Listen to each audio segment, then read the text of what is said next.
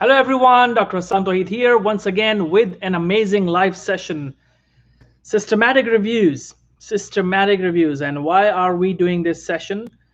Because this is one of the most challenging topics, and many students are continuously making the same mistakes that I don't want to see. So let's talk about this, and I'm inviting all of you. I want to make sure all of my students are here live, and let's do it. Let's do it. Okay, so you guys have the link now. Okay, and you guys can message me anytime here. Type anything, type any question, any concern. I will get back to you. I'll answer the question and concern. Okay, and feel free to ask any question.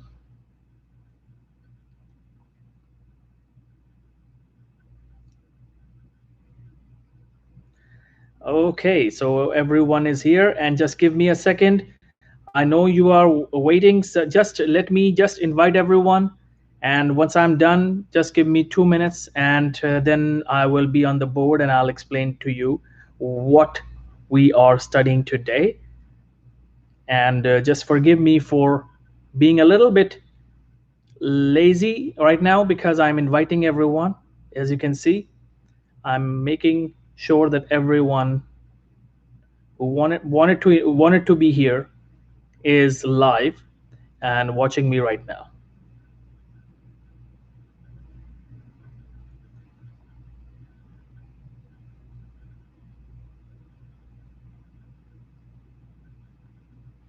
Okay, so we have everyone here. Okay, guys, are you ready with the questions? Feel free to ask questions and concerns. And this will also give me an idea that what are the commonly asked questions. Last week we did a session on most commonly asked questions, and whatever I could think of at that moment of time, I just discussed that. But today's session will also give me an idea what other possible questions can be asked. So we will take care of them. We will take care of them. Okay.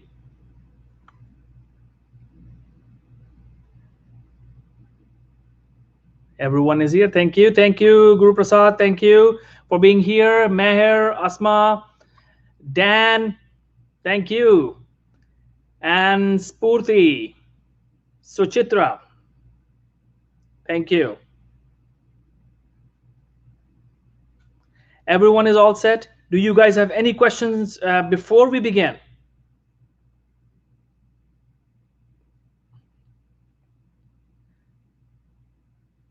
Thank you for typing the question. Yes, I'm going to answer this question now. Okay, so we are all set.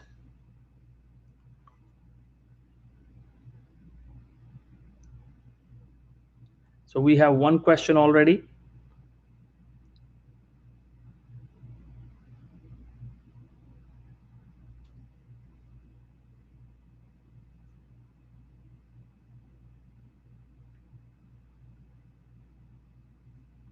Anyone else?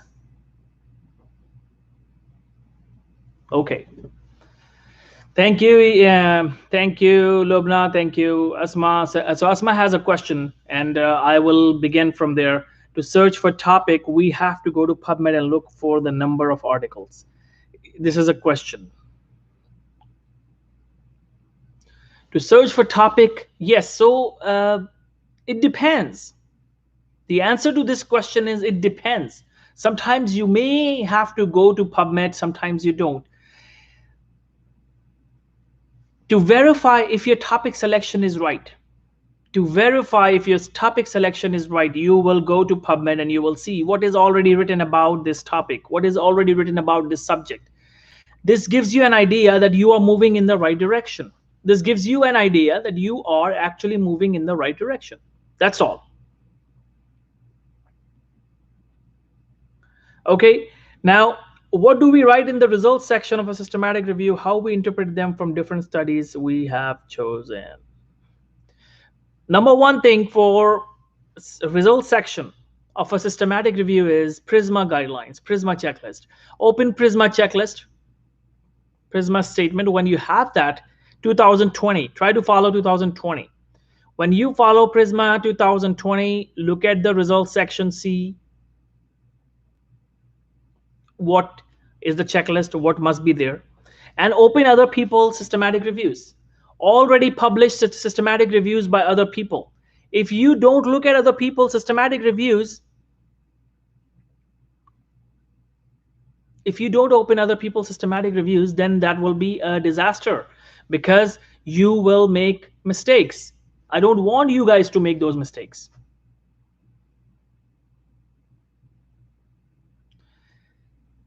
The best thing is the results section. You will mention the number of studies, the characteristics. So look at other people's papers. What I would do is I would look at other people's papers, systematic reviews similar to my topic. I will go into some systematic reviews that are published by some other authors before. I will look at their results section, and I will just copy paste it at a separate page for now. And now I'll see what information I can change relevant to my paper, my topic. I will insert that information. Now, once I have those numbers corrected according to my data, I will rephrase it. Because remember, copy pasting is a crime. You cannot copy paste. It's an academic crime. We can call it an academic crime to copy paste. Don't do it. Just copy paste it so that you can write it over it. So now another question is how to use quality appraisal by using specific tools. Now, quality appraisal is a checklist. Quality appraisal tool is a checklist, just like PRISMA checklist. It's so simple. So how do we do quality check? How do we do quality check?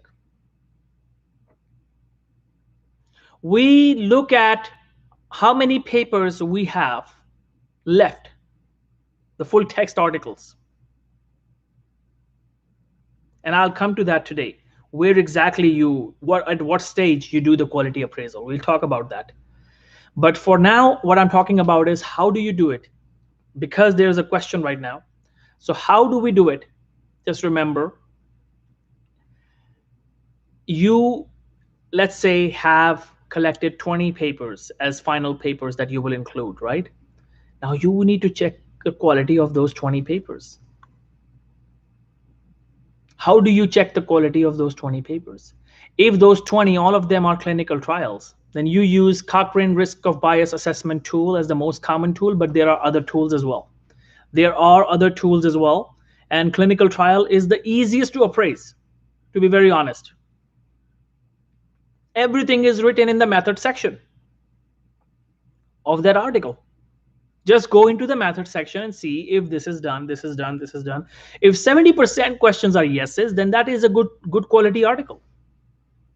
If most of the questions are no's, then that's a bad article. You remove the low quality article. What do we mean by high quality and low quality? High quality article means that on quality appraisal, it's scored higher. It means that there is a less chance of bias. The bias is lesser in comparison to other papers. That's all. We are actually checking the bias. And those questions will help you, those checklists. So clinical trials, you open the checklist. Where are the checklists? They are available for free. Cochrane risk of bias assessment tool is available for free. If you don't want to use that, use any other checklist.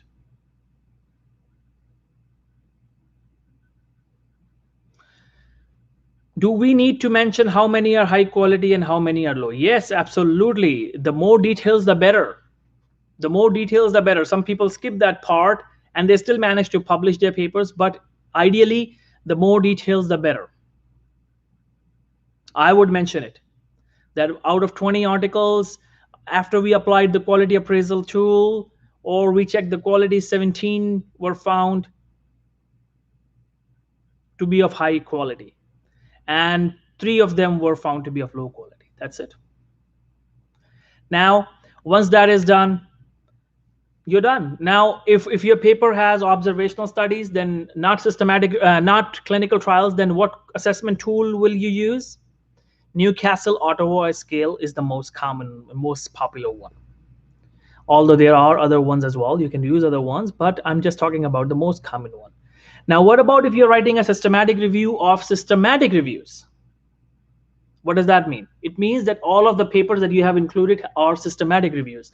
So if your paper has systematic review of systematic reviews, sorry, if your paper is a systematic review of systematic reviews, then what do you use? MSTAR checklist.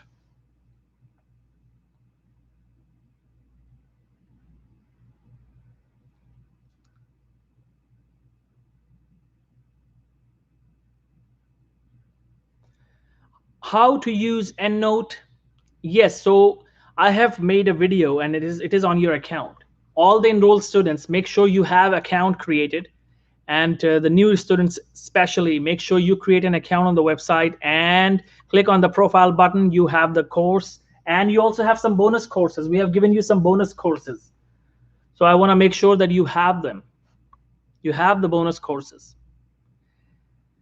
You can enjoy those bonus courses as well. And the main course, be a published author program, click on it and start looking at the titles of the videos. And I think video from maybe video 70, 80 or 90, in that sequence, there is something related to EndNote.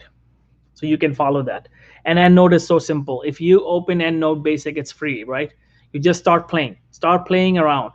Just click every button, you'll understand what is happening. Do it again and again, and you will understand how it is done.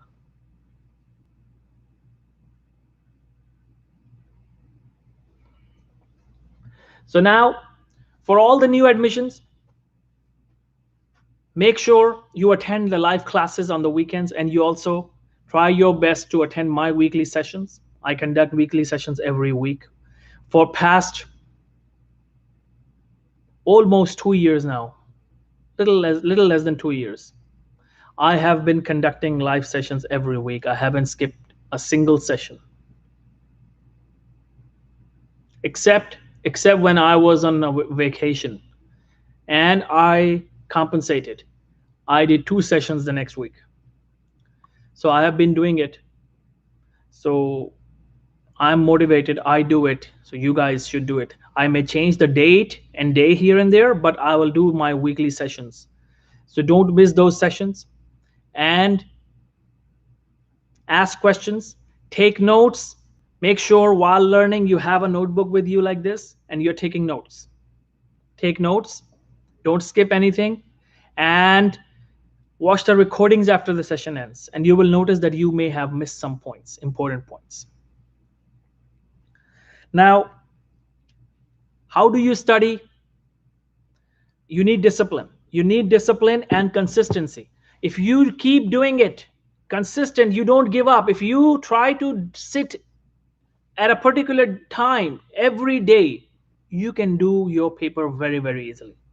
If you just give 1 hour a day, that's more than enough. So a question is, what is the difference if we registered for Prospero or not? I have mentioned that before, and I'll repeat it again, that Prospero, people registered their systematic reviews on Prospero to tell other scientists. Why do they do that? To tell other scientists that, hey, I'm working on this paper. Don't touch this topic. That's why.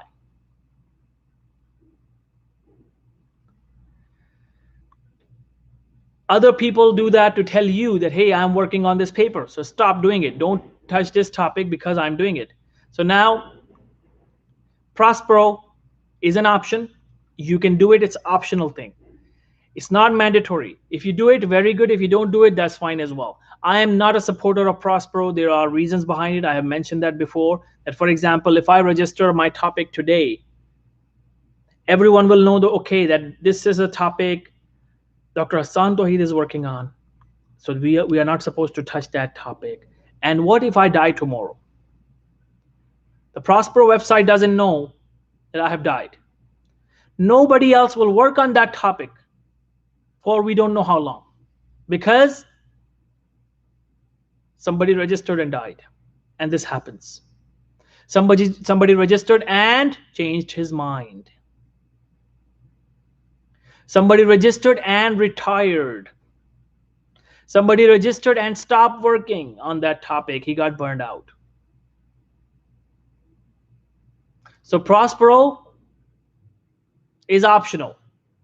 In my opinion, it's not doing, it's actually hurting science if this happens. That's why I am not a supporter of Prospero. I don't register my papers on Prospero, and I think you should. It's up to you if you want to do that. How to decide inclusion exclusion criteria for your paper? Remember the formula. You know your GPS when you are driving a car. You have the GPS navigation, right?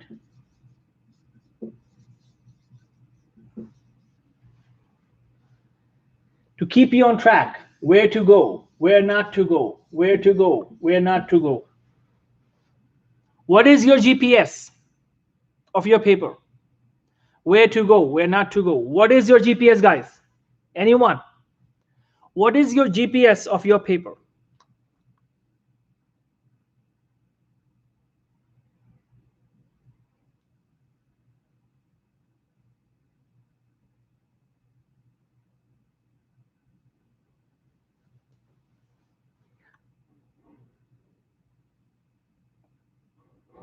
You know, Prisma is a checklist. Like you start the car, you ignite the engine, now you drive, now you push the accelerator. What would be your GPS?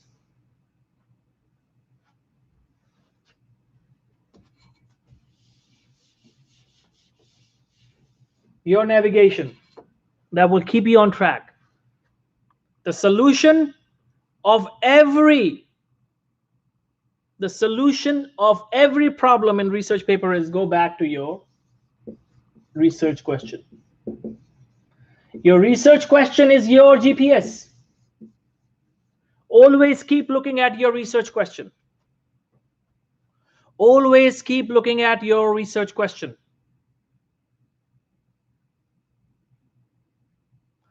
So how do you decide your inclusion exclusion criteria? That was the question. Go to your GPS. See, what is your research question? Your research question will help you decide your inclusion exclusion criteria. If you are clear about your research question, you will be able to decide your inclusion exclusion criteria. Every moment, I want all of you to keep an eye on your research question every time while writing every section, while doing your search strategy. Keep an eye on your research question. You don't need to forget this. If you forget your research question, if you are not looking at your research question all the time, you will go into another direction.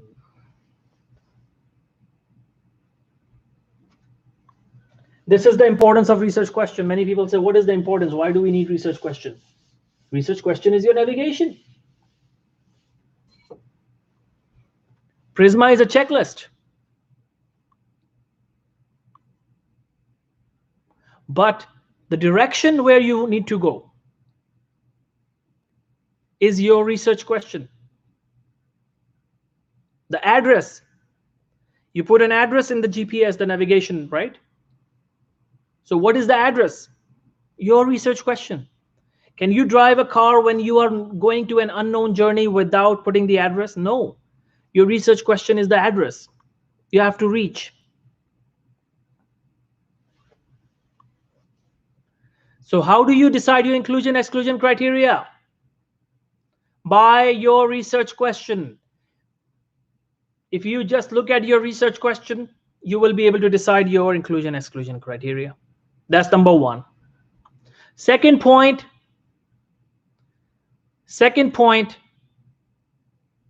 about your research question is that you will follow it for the rest of your paper, right? Now, inclusion exclusion criteria, second way of deciding your inclusion exclusion criteria. How do you decide your inclusion exclusion criteria? What is the second way? Anyone has any idea? What is the second way of deciding the inclusion exclusion criteria?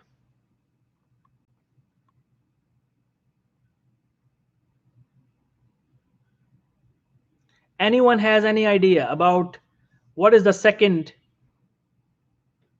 way to decide the inclusion exclusion criteria? Hypothesis can be a research question, that's okay.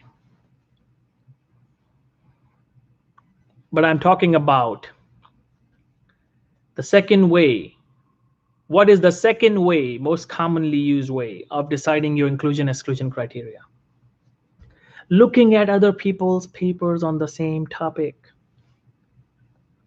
You will get an idea what other people focused on. Do you want to focus on the exact same topic? Yes, by checking similar papers. See what inclusion exclusion criteria they have used.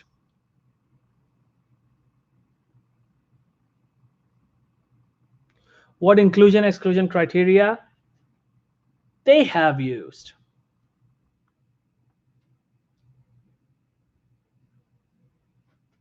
That's very, very important.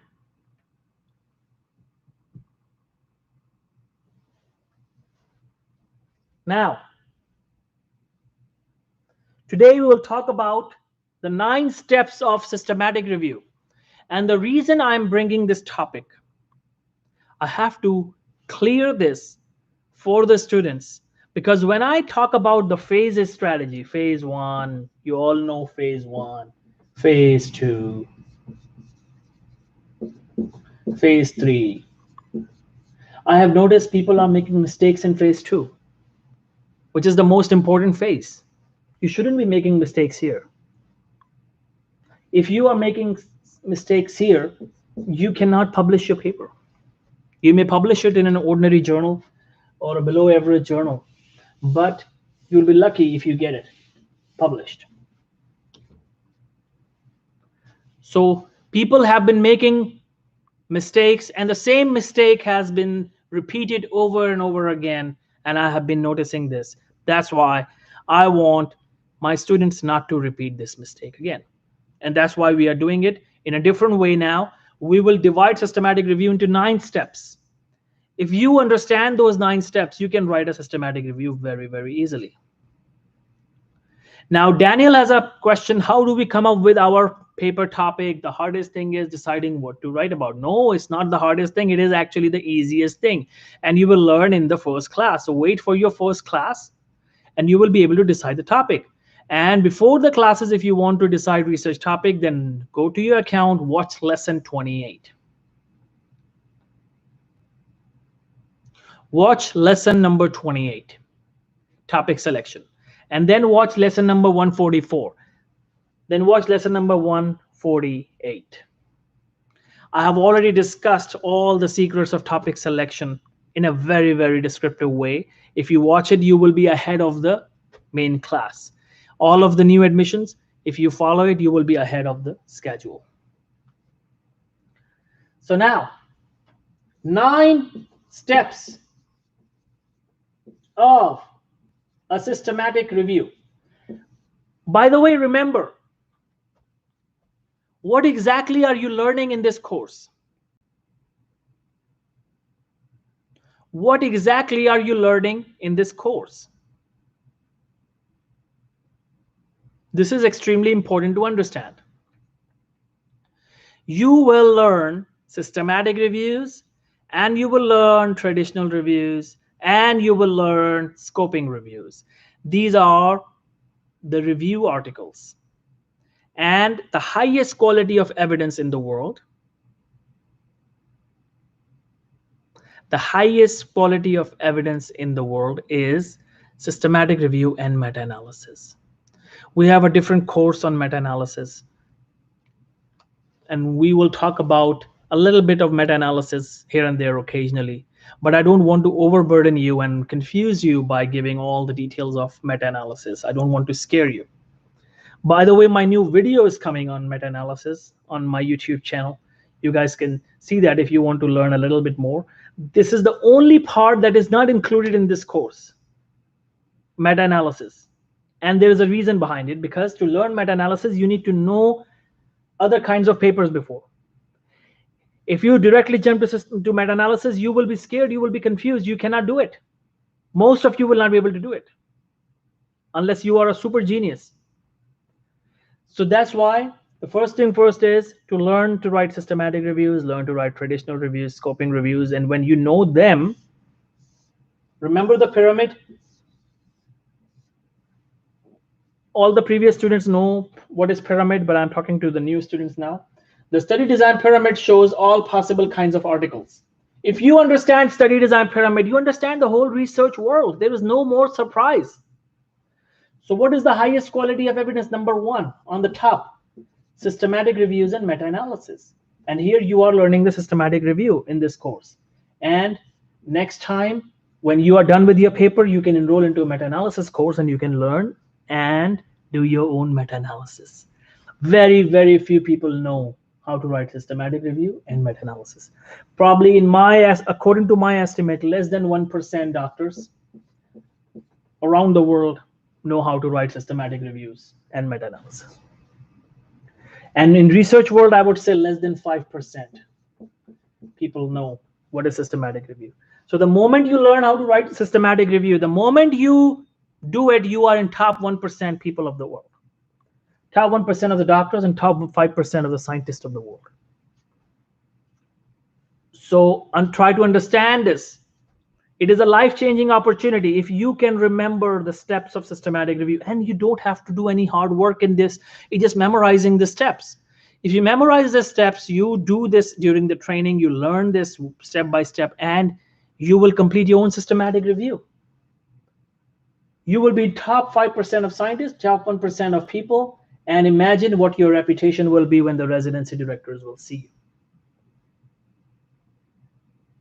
When they see your CV, when they call you for an interview, when they talk with you, they will be extremely impressed when they see your systematic review published. The trust level will be extremely high. They will say, wow, what a person. If he can do systematic reviews, imagine what he can do for this hospital. Guys, systematic review is possible. It is easy. Most people don't do it because they don't know how to do it. That's the only problem. Most people don't do it because they don't know how to do it.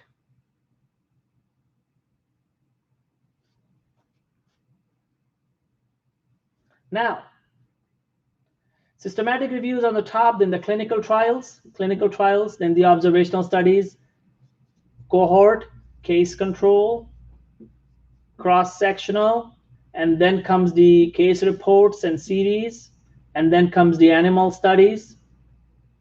Sorry, ideas, opinions, and editorials. Ideas, opinions, and editorials, then animal studies, and then in vitro. That's it. There's nothing else in the research world other than this. That's it. Many people are scared of research. Oh, research is so difficult.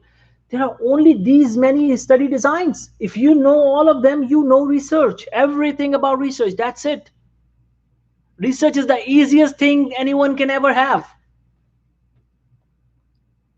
People say the most difficult subject in my life was research, because you never knew that there are only 1, 2, 3, 4, 5, 6, 7, 8, 9 study designs. Just like in medicine, somebody says that if somebody tells you there are only these many diseases, that's it. Similarly, in research world, there are only 9 diseases. Actually 10. Meta-analysis.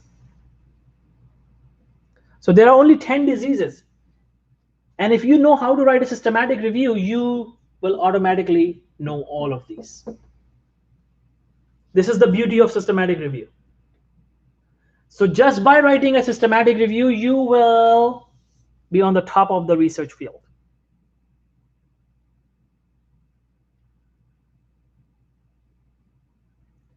Now, do you feel confident? Do you feel good?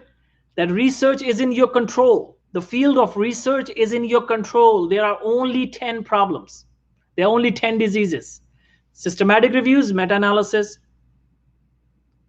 Then comes the clinical trials. Then comes the cohort studies, case control studies, cross-sectional studies, case reports, ideas, opinions, editorials, animal studies, and the last one is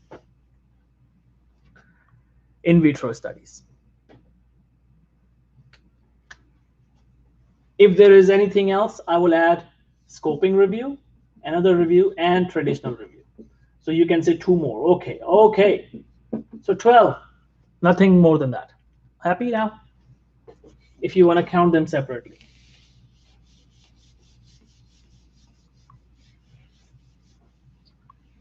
So it's a good news for everyone that if you understand these 12 study designs, you understand the whole research world. There's nothing else in this research field. People are unnecessarily scared of research. Easiest thing in the world. Because people don't know, and there are no more teachers available who could teach this way.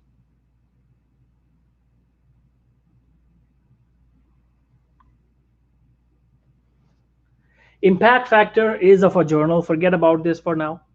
Impact factor actually means that when you submit a paper to a journal, after a year, how many people have cited your paper? On average, if an article, let's say, if a journal, let's say, publishes 20 papers and each paper gets 20 citation, so then the impact factor of this journal will be 20. That's it.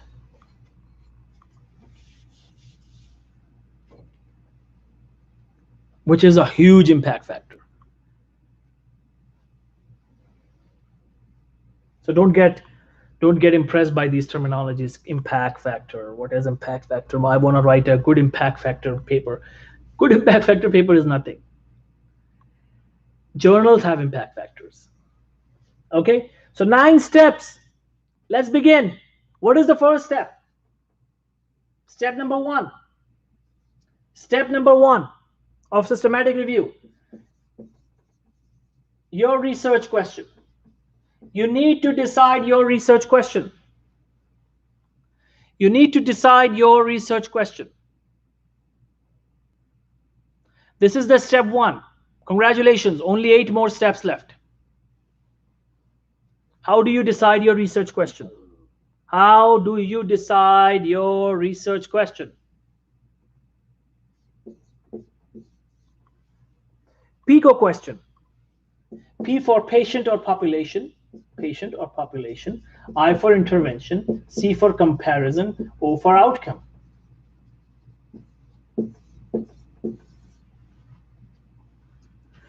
Your research question, PICO question. So when you decide your research question, try to use this, that you have a discussion of a patient or a problem or a disease. Let's say diabetes. Intervention would be metformin compared with control groups who were taking placebo. Outcome is hypoglycemia.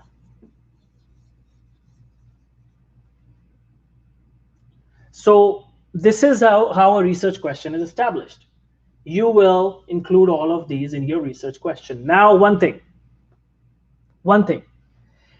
When you have a comparison group, your paper becomes a meta-analysis. So either try to avoid this or include all possible kinds of articles where the outcome could be different. Sometimes it is not about hypoglycemia. Sometimes the intervention is different. Sometimes the patient's gender, age is different. So what I'm saying is that if you want your paper to remain a systematic review, just find heterogeneous articles. Heterogeneous articles.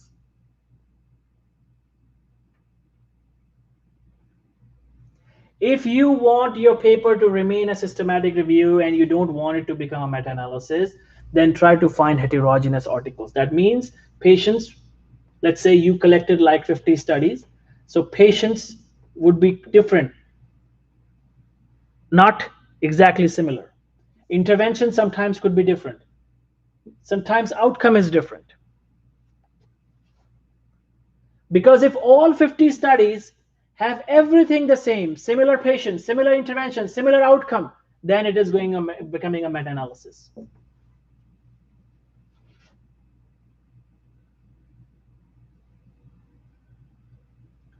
So do you understand how a question can become a meta-analysis? If all 4 components of PICO question are there, and the studies you have collected, all of them have everything similar, then it will become a meta-analysis. So you will become worried, because then you will need statistics. So don't worry about it. That's why include all possible kinds of studies, heterogeneous studies. Patients should be different. Intervention can be different sometimes. And outcome is different sometimes. So this is research question. So now I have told you the secret, how to keep your paper a systematic review, and how you can convert it into a meta-analysis.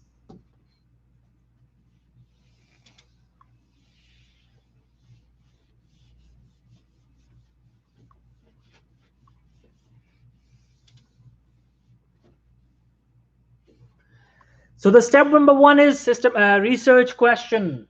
Step number 2, what is your step number 2? Inclusion exclusion criteria.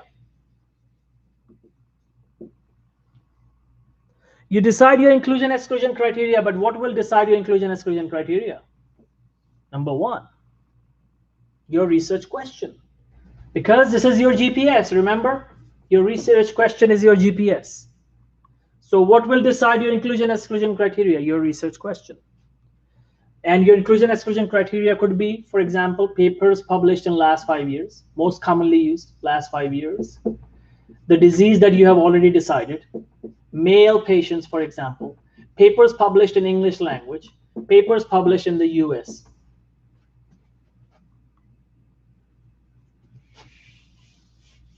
And there could be other ways of adding more and more inclusion exclusion criteria. But the question is, why do we do inclusion exclusion criteria?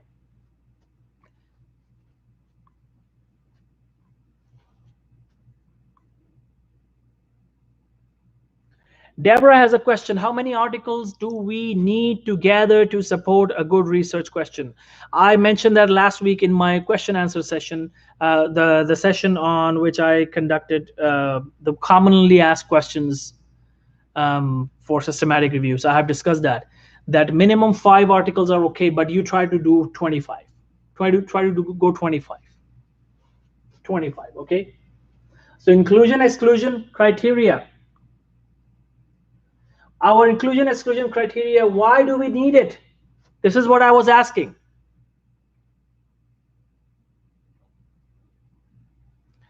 Who will tell me, why do we need inclusion exclusion criteria? Why do we need this step?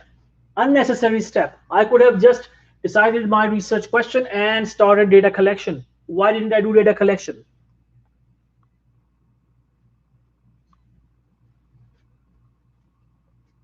Why didn't I do data collection directly? Anyone? Any expert? No. Let me tell you why. When I have research question, I start looking at papers. I can find millions of papers sometimes. Too many papers.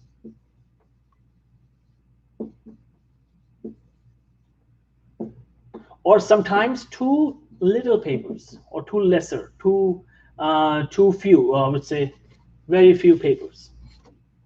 Too many articles, and sometimes very few articles.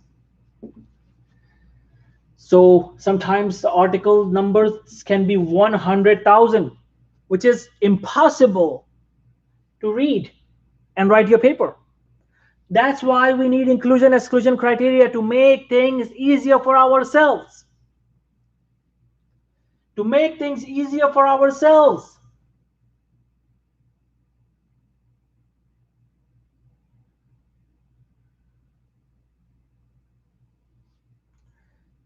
No, to stay problem focused, we already have research question. Seth, I'm talking to you. We already have research question to stay focused. Remember, this is our GPS. Inclusion exclusion criteria is so that you don't have to read all of these hundreds of thousands of papers. You apply inclusion exclusion criteria to last 5 years and the numbers will reduce to 10,000 or maybe 9,000.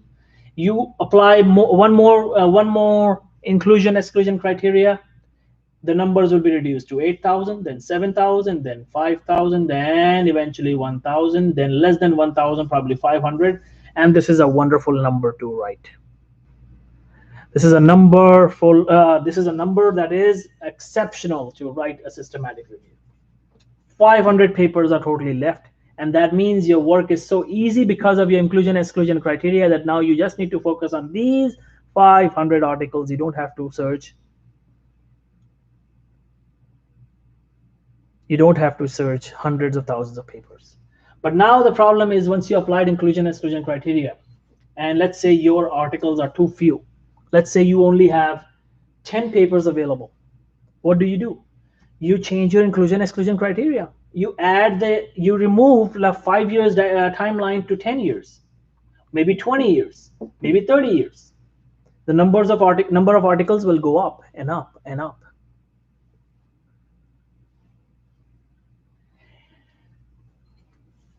If in last 5 years you can find 100 articles, that means your topic is good. That means your inclusion exclusion criteria is good. Try to do an inclusion exclusion criteria in such a manner that the number of articles are between 1,000 to 100, because this is normal. You can easily search these many papers. If after applying inclusion exclusion criteria, the total number of papers available are 1,000 to 100, somewhere between, that means you have selected a very good topic and a very good inclusion exclusion criteria. Because now you can easily search.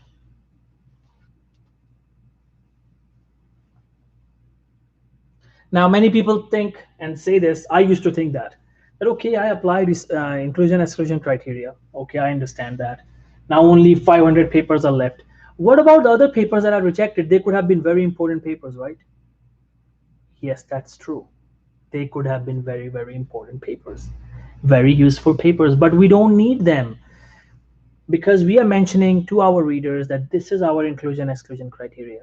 We did not focus on anything else outside this inclusion exclusion criteria. So the future scientists, they will focus on those studies by changing the inclusion exclusion criteria.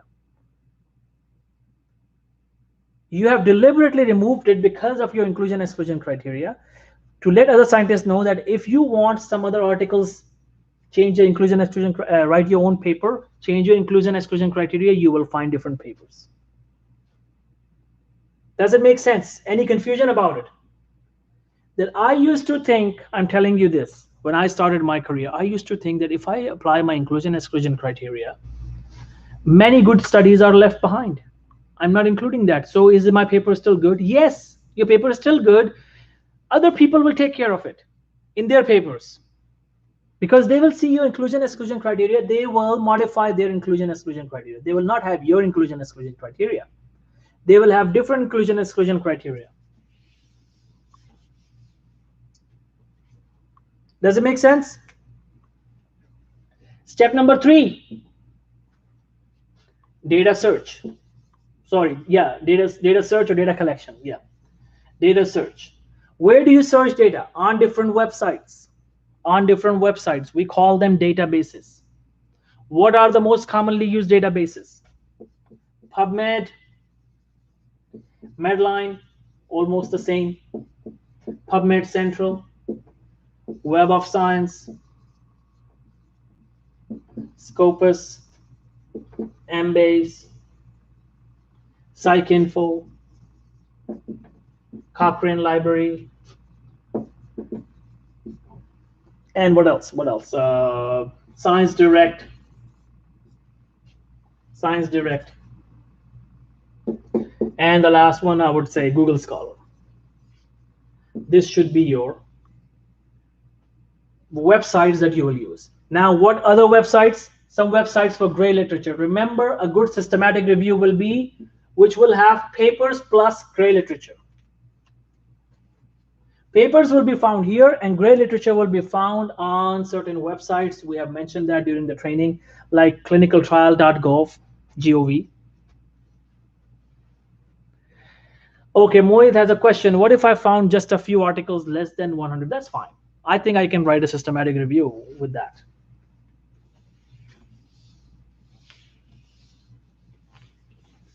Remember, the biggest mistake many students do is they just include papers in data search. Published papers. You need to include both published and unpublished, both. And unpublished are known as gray literature. Gray literature.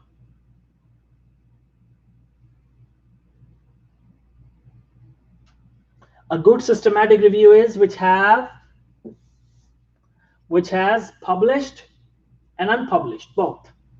A good systematic review is which has both published and unpublished papers. Unpublished are known as gray literature. Published papers are publications, of course. Where do you find gray literature? Clinicaltrial.gov or some websites. I'll send you the names. But if you Google it, how to find gray literature, you can find plenty of websites. So try to include some unpublished papers related to your topic. They are actually the thesis, the dissertations of PhDs, and conference papers. So step number 3 is done. Once step number 3 is done, you will collect data on different databases and gray literature. You have a total number, right? The next thing is you remove duplicates. Remember, because you are using many databases, so some papers will keep repeating again and again. Because if a paper is on PubMed, it will definitely be on Google Scholar too. It will be on Web of Science too. So there will be a lot of repetition. You need to remove duplicates. And removing duplicates is very easy. You can remove it on EndNote, your software that you're using, Mendeley. They are also known as reference manager. Don't get scared of these terminologies. Reference manager, people are scared. Reference manager. No, don't get scared. Reference manager is a software. EndNote, Mendeley, Zotero, or Zotero, whatever you call it. Now remove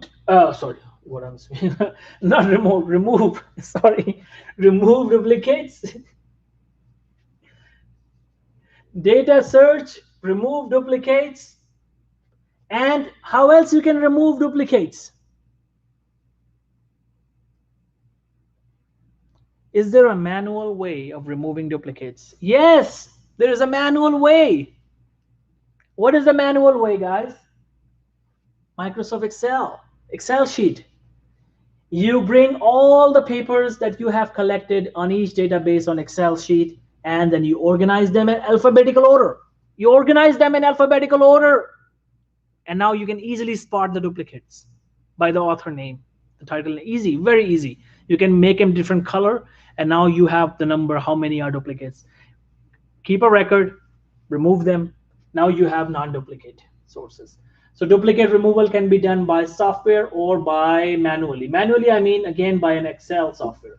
So nothing manual actually exists.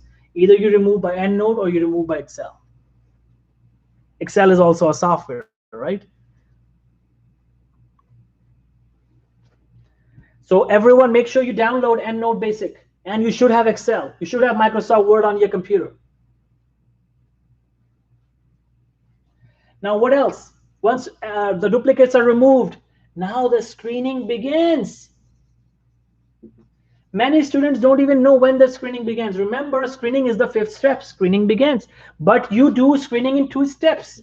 Your step number 6 is also screening.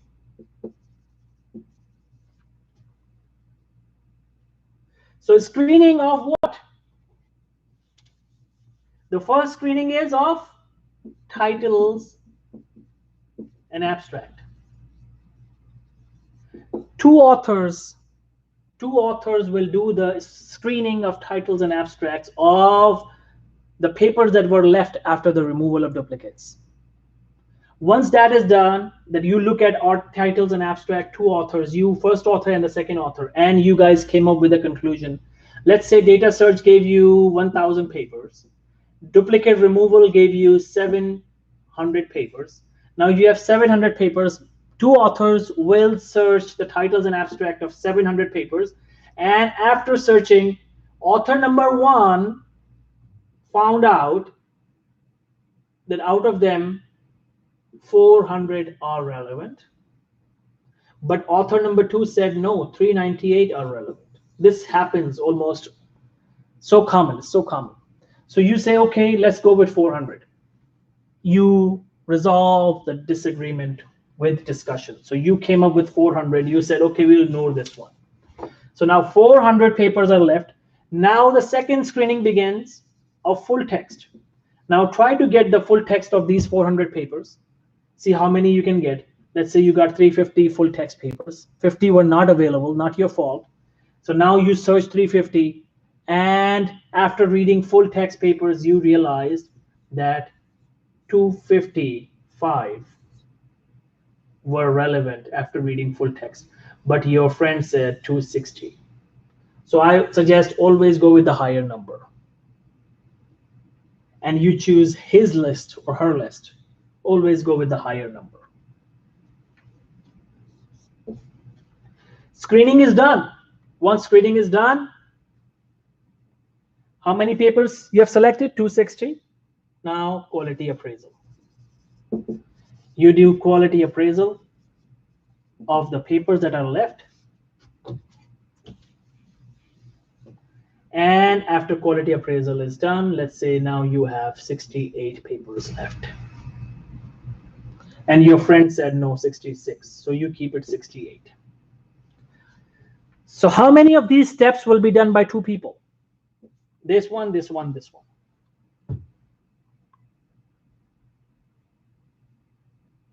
Quality appraisal done, 68 papers are left, and then you keep 68 papers. Now step number 8. What is the step number 8?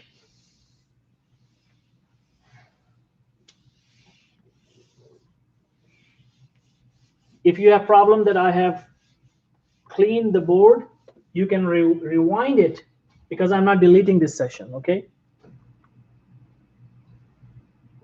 Step number 8, data extraction. Now you extract data from those papers that are left. Data extract, how do you do that? Step number 8 is data extraction. Step number 8 is data extraction.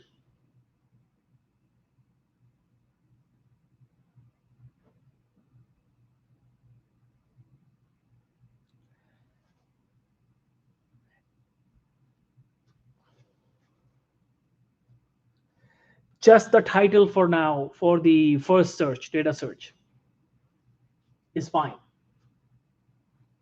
You don't have time. You don't have time. You want to finish it really fast. So once the quality appraisal is done, the next step is data extraction. The step number 8. How do you do data extraction? Again, how many people will do it? 2 people will do it. Data extraction will also be done by 2 people. How do you do it? Just go on Google and download data extraction form. It's available for free. You can easily bring all the information in your paper on a table. Or you can create your own data extraction form. You include the patient information, intervention, comparison, and outcome. That's it. And if there was any diagnostic tool, you can create your own data extraction form. Data extraction is so simple. You are just extracting all the main information from the paper and bringing it on a table. So actually what data extraction means is that you are bringing all the information on a table. And I can see, yeah, now it's good. Okay. So all the information, data extraction, all the information from the papers, the 68 papers that were left for quality appraisal, you bring all the information on a table. That's it. Once that, how many people will do it? 2 people will do it. Now, once that is done, the step number 9, the writing begins. And you do the writing. Once you do the writing, how do you do the writing? You remember your IMRAD format. Introduction, method, results, discussion.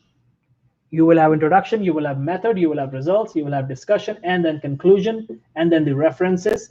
And then in the end, you bring abstract. Abstract comes on the top, and this is your paper. And make sure whatever you have done, you check it through Prisma checklist. Make sure everything is according to Prisma checklist. Prisma checklist is freely available on Google. Once you do that, your paper is done. That's how it is done, guys. That's how systematic review is done. See how easy it is? So if you remember these 9 steps, you will not forget systematic reviews. You can easily do systematic review. In fact, you can do a meta-analysis as well, because the first 8 steps are the same. It's just after step 8, there is a difference. That you check effect size and all those things. Quality appraisal is checking the quality of the papers that you have included. I mentioned that when I started this session today. I'm repeating it again now. Quality appraisal means checking the quality of the papers that you have included. How do you do it? By checklist. There are checklists, quality appraisal checklist. If all 68 papers are clinical trials, then you use Cochrane risk of bias assessment tool. There's a checklist available. If all clinical trials, if all the papers are observational studies, then Newcastle-Ottaway scale. If there are mixed studies, then see what kind of study it is. For clinical trials, Cochrane risk bias assessment tool, risk of bias assessment tool. Cochrane risk of bias assessment tool, most common one. There are many others, but I'm talking about most common. If not, go with the second one. If there are no clinical trials, then Newcastle-Ottaway scale covers all observational studies and non-randomized controlled trial too. If there are systematic reviews in your paper, then AMSTAR checklist, AMSTAR, AMSTAR checklist. If there are animal studies, ARRIVE checklist, or circle checklist, SYRCLE, circle checklist. And if it's a clinic case report, then CARE checklist. So quality appraisal is so simple. You just open the checklist and see if there are 70% yeses in this checklist. That's how it is done. So this is how we do systematic review, guys. I hope everyone has understood it. Now you tell me, guys, did you enjoy it? Did you guys feel that it was easy? It is easy and you can do it. Finish the mental block from your mind and say, yes, I can do it. I can do it. If other people have done it, younger people have done it, younger than me, then I can do it. 17-year-old kids have done it. So you guys can do it.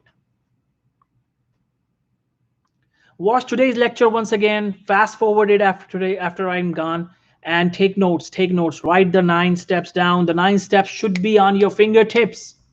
The 9 steps should be on your fingertips, and during this training, you will learn each of these steps in great detail. Okay, so that's it for now.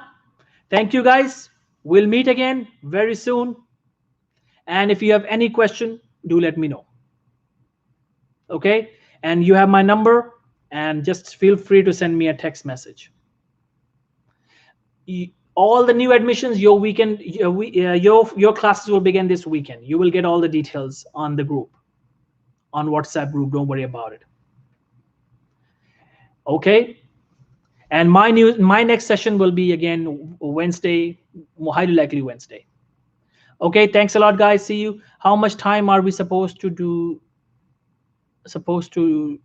spend on steps 1 to 8?